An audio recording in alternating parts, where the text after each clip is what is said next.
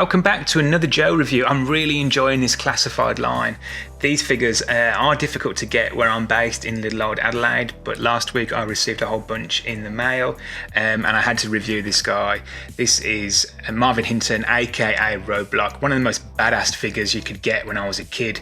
I only had a couple of different versions, but there was a plethora of versions, and already in the classified line there are 3 different versions. That's excluding the 2 variations of this. So you've got this guy, and then you have the Cobra Island Roadblock, and now there's a heavy duty Roadblock as well. I think that's an exclusive.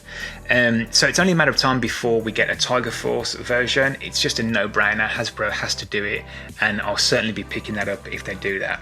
So taking a closer look at the accessories, he just comes with 2 accessories. This great big massive machine gun. This saw the most change with the field variant. They've toned everything down. A little bit lazy in my opinion. They've literally just covered everything in this matte black, and there's no other colour from here downwards. And then on the muzzle, it still has to me that futuristic feel to it. It looks like a giant pulse rifle, mainly because of this blue on the inside and then the silver on the outside. However, it is a massive improvement. And then his second accessory is this combat knife. Really nothing of note here. One piece, all plastic, matte black. There is some slight detailing on the handle, but nothing too dramatic. And that can actually go straight into his combat vest, which is probably where it's going to stay forever. And before I take a close look at the figure, I will just show you the 25th Anniversary Roadblock that I'm pretty sure this is based off.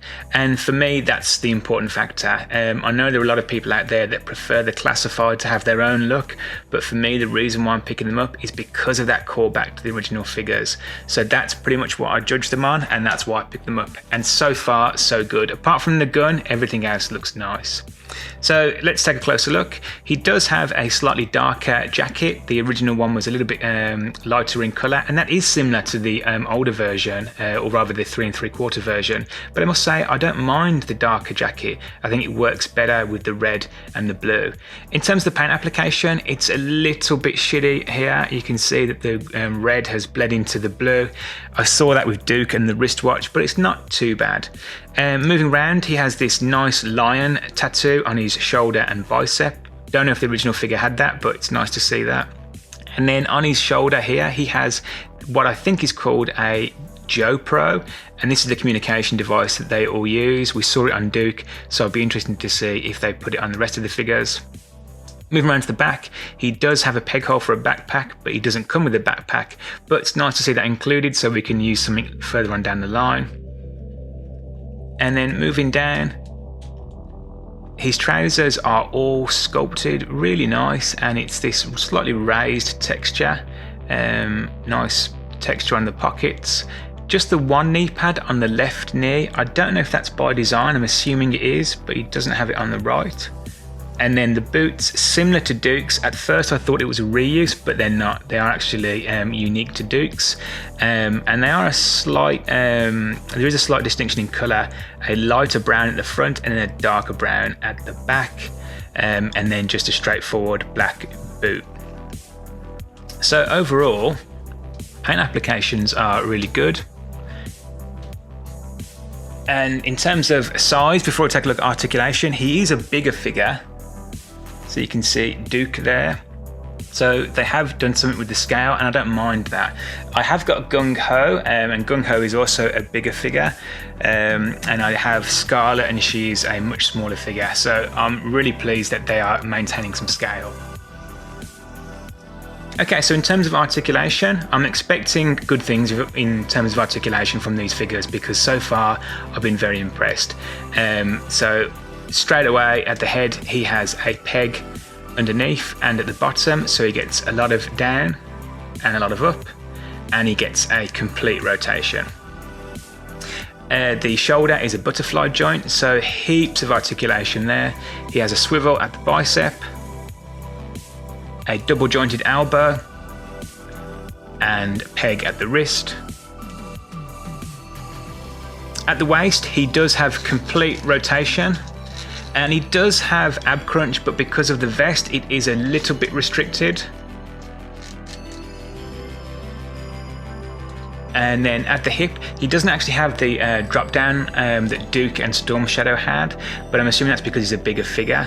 But he does get all the way up, and he gets a rotation at the thigh, double jointed knee,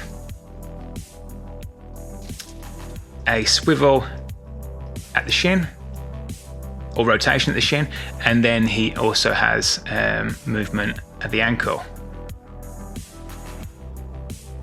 So yeah, articulation is really good. The only thing that I would say is the hands, and I am nitpicking a little bit now. I know that these are basic figures, but it would be nice to have different hands, because it struggles, or rather I struggle, to get this in his hands. But if he had some relaxed hands, I could maybe have him just holding it or carrying it like out of action or whatever it might be, but then the other hand looks odd in that position. So that's the only down point, I would say. And again, the machine gun is not great.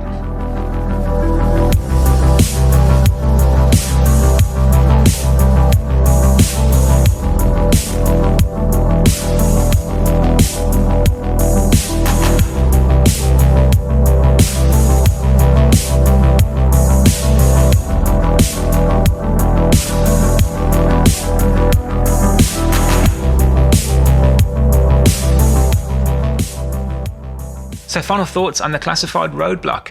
I'm pleased that I could get him in my collection. These figures are difficult to get, but the first wave, Roadblock, Duke, Scarlet, not so much Snake Eyes, they're a little bit easier to get in Australia.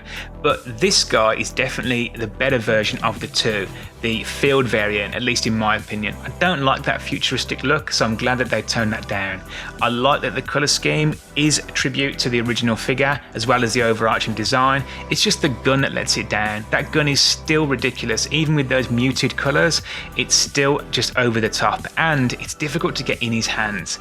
I am looking forward to getting some of the other Roadblocks so I can do a comparison, but as it stands, this is my default Roadblock, and he's definitely worth picking up.